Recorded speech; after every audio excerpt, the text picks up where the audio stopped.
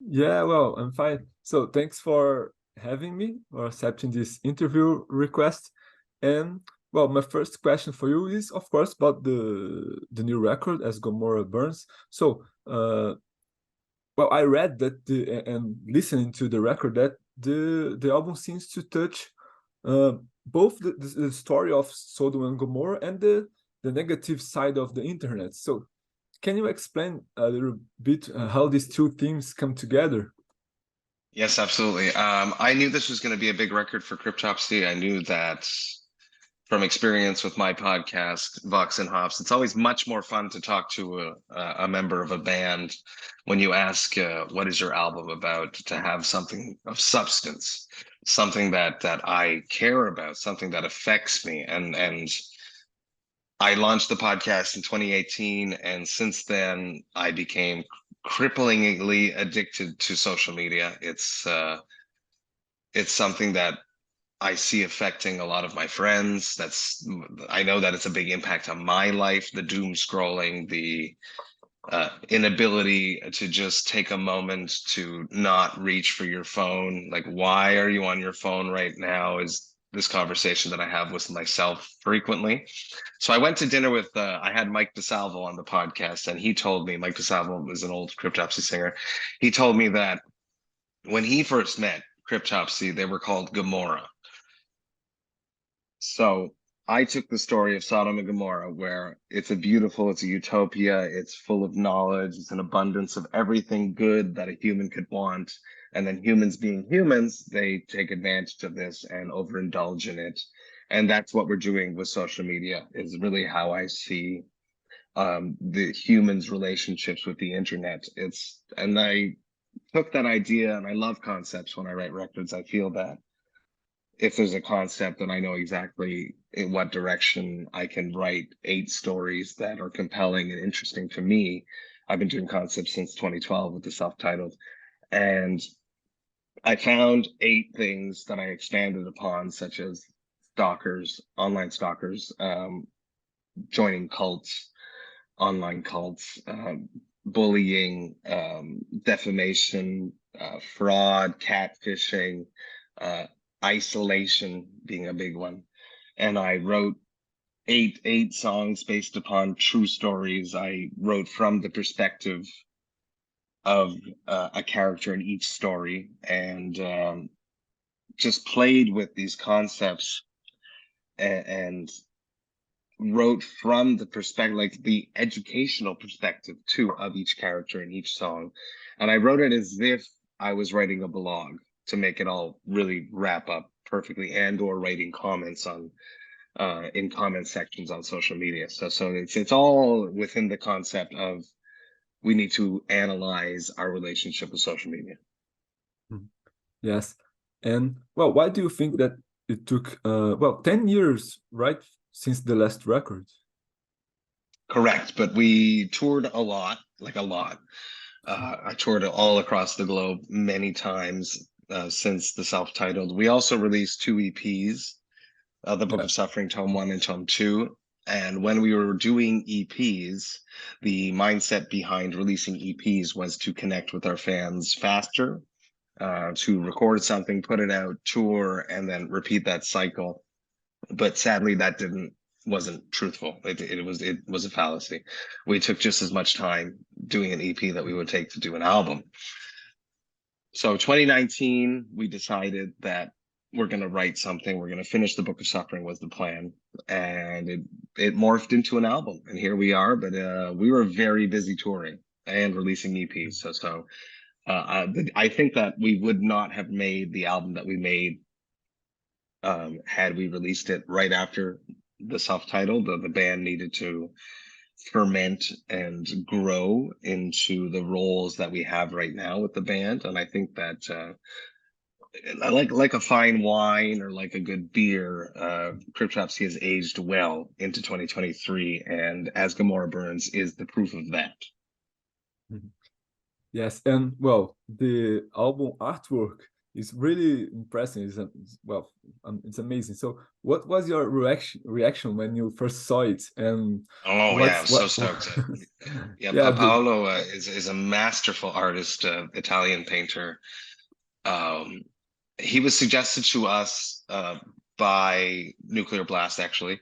And when I started looking at his art, I knew that he could definitely come through with the concept that I had, which was really, I Googled Sodom Gomorrah Renaissance art because I wanted to honor the legacy of Cryptopsy and have something real, no digital art. We wanted something real, something that wouldn't stand the test of time, as Nunso-Vile's artwork is so iconic. We wanted to have something in the vein of that again.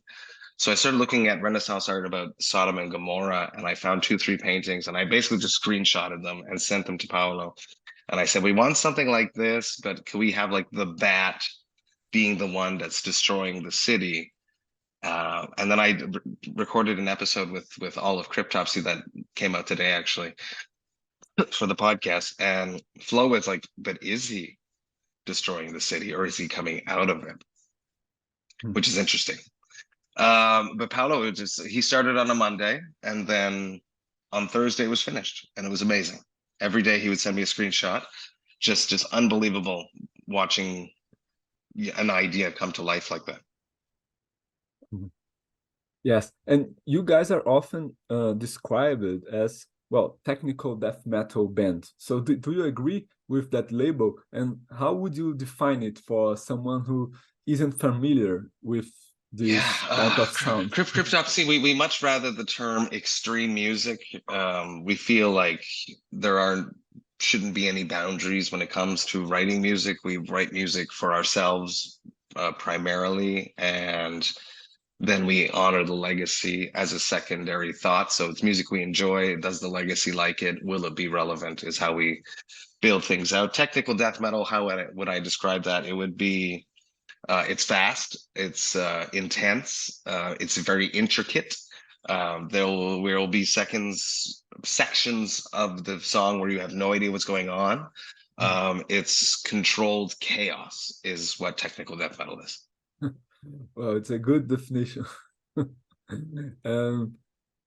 Well, I read also that I think it was in the release that you mentioned that the new record is a mix of old school and modern elements from Cryptopsy. Exactly. So what can you say about these old school and modern elements? Can you give us some examples? Totally. Yes, exactly. I see Cryptopsy having 5 eras. The first era being Blasphemate Flesh, Entrevistei Blasphemate Flesh, Nunso-Vile, Lord Worm's first time in the band. From that time frame, we definitely were inspired and took elements such as the grooviness, having repetitive, chuggy parts, a vibe of grooves that would let people move was something very important to include in this new release. And then also having the ultra catchy guitar riffs like Slit Your Guts, Nunso-Vile-esque melodies, Crown of Horns, Phobophile. Those catchy guitar riffs that John came up with back in the day is something that we definitely wanted to include into the new material. Tech Death, the Whisper Supremacy, and then you'll beg second era of Cryptopsy with Mike DeSalvo. We wanted that control chaos. We wanted moments where you have no idea what the fuck's going on, but it makes perfect sense. And that's something that it's Flo and Chris just vibing off each other that make that possible. So we definitely wanted moments of controlled chaos mixed with the grooviness and the melody of the first era. And then we brought in a sense of darkness into the music. And when I say darkness, I don't mean black metal. There's a lot of death metal bands that are mixing black metal elements into death metal. That was not our goal. We wanted to bring a sense of malaise, a sense of dirtiness, a sense of uncomfortableness into extreme tech death, more akin to what Neurosis does than a black metal band. We wanted you to feel bad and we accomplished that. I really feel like we accomplished it with the ending of the album. Praise the Filth, that big, long, drawn out section is just, we called the song Scrap Ding when we were working on it, because that whole section feels like a hangover. And that's what we wanted to bring to this new era of Cryptopsy, a sense of catchiness, easily digestible extreme death metal, with a tinge, a little sprinkle of malaise. Yes, and well, the song "Godless Deceiver." Well, Yeah. it was a song that really I really liked the guitar work in that song. So can you comment on the overall guitar work on the album, and particularly on Godless Deceiver? Yeah. Chris works really hard at destroying his health to make good guitar riffs, because the essence of where Cryptopsy comes from right now is from guitar riffs and a click. There was a long time that Cryptopsy would argue and discuss how to write is best. Chris is a producer, so he writes best in a studio, whereas Flo came from the old school mentality of we're going to jam this out. So there's many years, maybe that fell into the why it took so long to do things, is because we had to find the relationship that works for us. And that is, Chris sits in his studio and comes up with ideas, and everything he writes, he's like, this is horrible. He's so hard on himself. So Chris has to get a little bit inebriated for him to let down his hater self to write guitar riffs. The Godless Deceiver stemmed from a bass riff, actually. It's actually the working title of Godless Deceiver is called Bass, because it was actually Ollie that came up with the first part of it.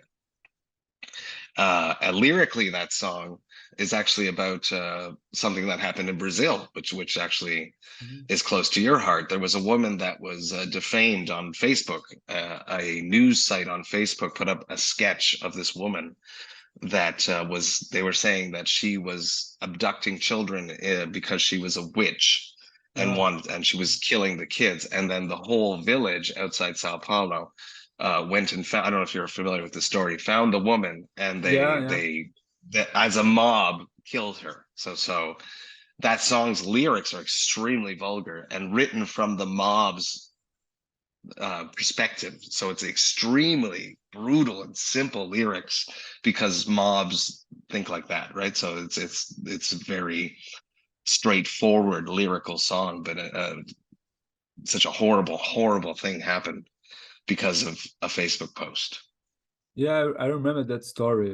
Well, some people saying that it looks like something from the old ages, right? Yeah, or it could be a Black Mirror episode too, you know. So yeah, something like that. Well, as I was listening to the record, I noticed that the band is preferring some straightforward and shorter songs, right? So, but you said that, well, something like the Control the Chaos. I mean, you need to put all this chaos in such a small song. So how does it work? It's always the song. Cryptopsy is about songs. It's not about showcasing talents. We always just put what's best for the song. So there's moments when you're like, oh, it's finished. This is it. It's finished. It's perfect. Let's stop. But it's always Chris in the studio pushing himself first, coming up with crazy ideas. Something that Cryptopsy used to do, this is a secret, that John used to do, and he used to do it, let's say, much more talent. I'm sure Chris could do it John's way too, but Chris is in a studio setting. It's just so easy to do it. You would write a riff one way, and then you flip the riff around, and then you learn to play it that way. And like that's a Cryptopsy secret there. But so you write a riff one way, and like this is a good riff, but if you turn the riff around and like every note is reversed, it becomes a completely different riff first off, and it's extremely hard to like relearn the opposite way. Yeah. But it creates such a weird vibe. And there's a few riffs like that we did that with on the record. I think there's one in Obeisant. But no, it's always like the song dictates everything. If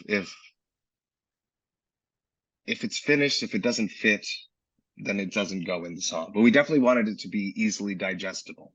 I know for myself, 33 minutes, 38 minutes this is what we wanted this record to be. We did not want it to be an hour-long record. We wanted someone to be able to put this on and enjoy it while driving to work and hit all the songs. In a world where people only listen to singles now, Yeah.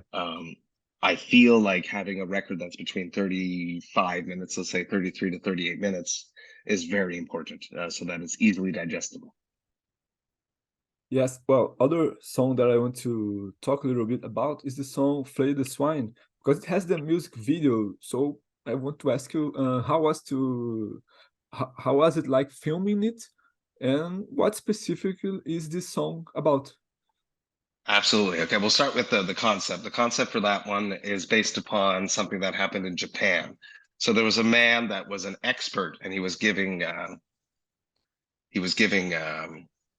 talking publicly, there's a word for this, my brain's eluding me, about the impacts of trolls on the internet. Now, an internet troll is someone that goes and writes negative comments and someone that just harasses you online.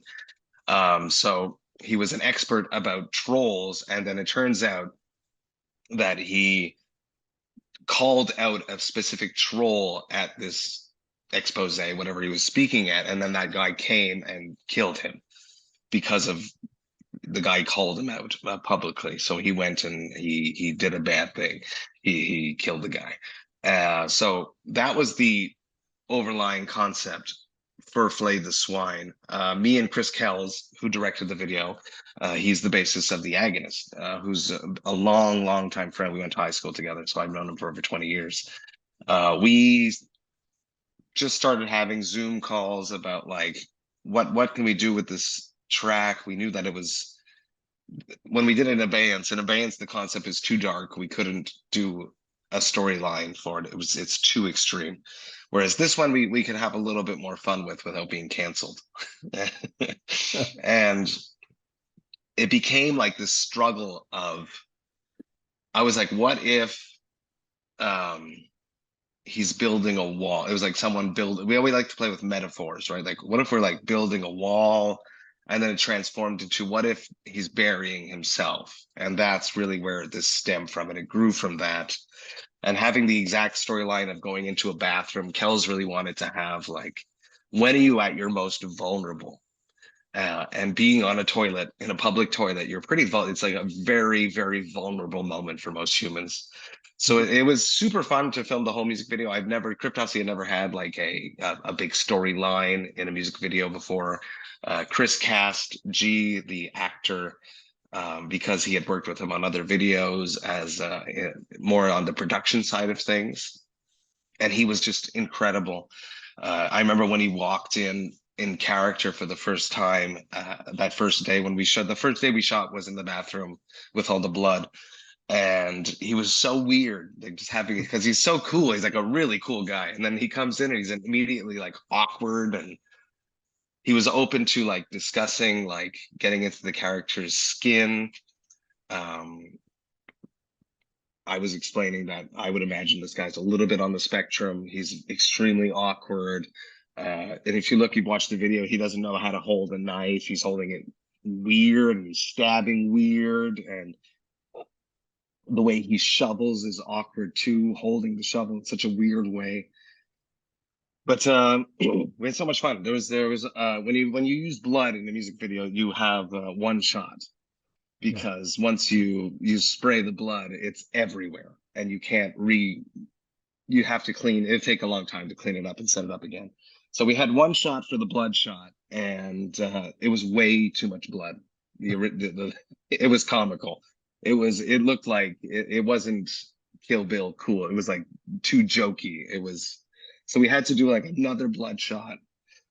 But it was super fun, and the performance part was awesome. The band, we hadn't been together in a long time. we all got together and just like, there was a bar downstairs. We drank some beers. It was a really good weekend.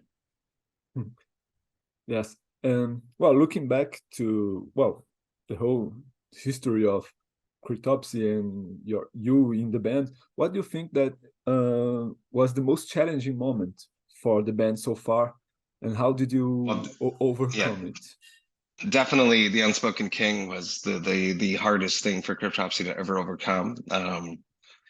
I feel like the band was in a my first album with the band, very negatively received. I listened to it like 3 weeks ago, and there's some tracks that they suck. They're just not good. But the band was fragmented, and there was too many people trying to decide what this was gonna. There's no clear vision of the Unspoken King. So why did we keep going? I think we're just hard-headed. I don't quit at things. I've been with my wife for 21 years. You have to put the work in if you want to do something, and sometimes things suck. But I think that I'm very lucky that I had the Unspoken King. It was a humbling experience. Hypothetically, I was a little bit too egotistical at the time, maybe, and it definitely calmed that down. I'm very, very lucky that all of this time and all of this experiences that I had since the Unspoken King have really led up to this moment, to this record. I feel like this is my seminal record for myself in the band. My vocal delivery, the lyrics, the concept. It's the best I've ever been. So I thank all the hate that I got, because it only encouraged me to get better. And I feel like I'm there now, and I'm having fun with Cryptopsy for the first time in a long time. So Well, that's amazing. and and Matt, what are the 5 albums, the 5 records that have had the most significant impact on your life? oh yes, okay, this is fun. Um, um, my dad showed me, and this is very unmetal of me, but the Black album from Metallica for sure. But discovering that with my dad in the car was very important for me. And then on my side of like musical discovery, the first album from Korn, the first album from Slipknot. So those definitely had a huge impact on me. And then extreme vocal wise, Kill from Cannibal Corpse. That George's delivery on that is just so goddamn good. That's 4. And then None So Vile, because I wouldn't be, when I played None So Vile from A to Z in 2017, it was like a masterclass in Cryptopsy. So those 5, yeah. Well, good choices. Matt, well, we're reaching the end of our interview, so please leave a final message to our Brazilian fans and say if we can expect you to come to our country one day. I literally got an email last week asking if we wanted to tour South America, and the answer was obviously yes, let's do it. Who should I come with? That's a good question. Who do you want Cryptopsy to come with? I want to tour South America with another band, so I'm open to suggestions there. A band from I want Brazil? people to, pardon? A new a band from Brazil that you want to share the... That would be very, very cool. I would like that very much. What I want fans to do on Friday, the album comes out this Friday, is take a moment, take 33 minutes, find somewhere comfortable and or go for a walk, put in a good headphones, put it on a good system, and get off of social media and just experience as Gomorrah Burns from A to Z. Give it a chance. If you want to dance, you're allowed to dance, even though I'm not allowed to dance. Enjoy as Gomorrah Burns. Okay, Matt. So, well, good luck with the release of the record, and hope to see you on the road. Hell yes. 2024, we're going to make it happen. Okay. Have a good one. Thank you. Bye-bye. Thanks.